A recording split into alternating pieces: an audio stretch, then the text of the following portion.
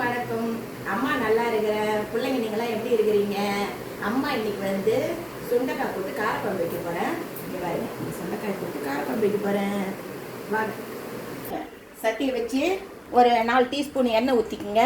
தாளிக்கிறதுக்கு ஒரு 1/4 டீஸ்பூனு பருப்பு, ஒரு 1/4 டீஸ்பூன் வடகம், கொஞ்சோண்டு வெந்தயம், கடுகுலாம் வச்சுருக்கிறேன். இதை தாளிச்சுக்குவோம். கடுகு வெடிப்பு முடிஞ்ச உடனே சுண்டைக்காயை தண்ணியில் 2 அரிஞ்சு இந்த வச்சுக்கிற பாருங்கள், வடிகட்டி வச்சுட்டு போட்டுருங்க. பாருங்கள், சுண்டைக்காய் எண்ணெயில் 1 நிமிஷம் இந்த மாதிரி வதக்கிடுவோம்.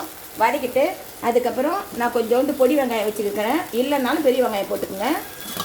அது பாருங்கள், ஒரு 2 பூண்டு பல் உரித்து வச்சுக்கிறேன், அதையும் போட்டுக்குங்க. கருவேப்பிலையும் போட்டுக்குங்க. போட்டு நம்ம கொஞ்சம் நேரம் இதை வதக்குவோம். பாருங்கள், இந்த மாதிரி வதங்கின்னு இருக்கும்போது ஒரு 2 தக்காளி பழம் அரிஞ்சு வச்சுருக்கிறேன், அதையும் அதில் போட்டுக்குங்க.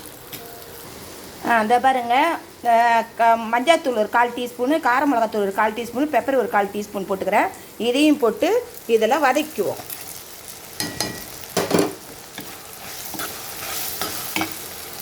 பாருங்கள், இந்த அளவுக்கு நல்லா வதங்கின உடனே நம்ம ஒரு அரை எலுமிச்சம்பழம் அளவுக்கு புளி எடுத்து தண்ணி ஊற்றி உப்பு போட்டு கரைச்சி திப்பிலாம் எடுத்துகிட்டு மிளகாத்தூள் போட்டு குழம்பா கூட்டிக்கின்னு ஊற்றிக்கிங்க. கொதிக்கிட்டோம், மிளகாத்தூள் வாசனை போட்டோம். இதை பாருங்கள், இந்த மாதிரி குழம்பு கொச்சின்னு இருக்கும்போது இறக்க போகிற சமயத்தில் ஒரு 1/2 டீஸ்பூன் தேங்காய் வச்சுருக்கிறேன், அதை அரைச்சி ஊற்றுவோம். தேங்காய் வாசனை போகிற அளவு கொதிக்கிட்டோம். தேங்காய் ஊற்றி தேங்காய் வாசனை போயிடுச்சு.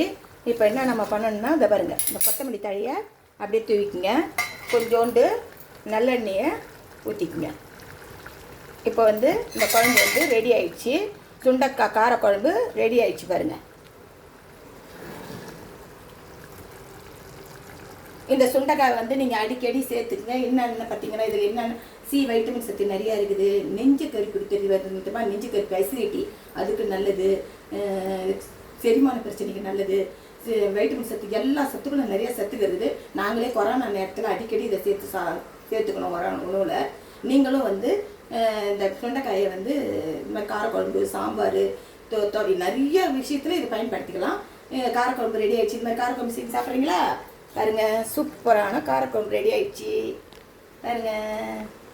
பாய்.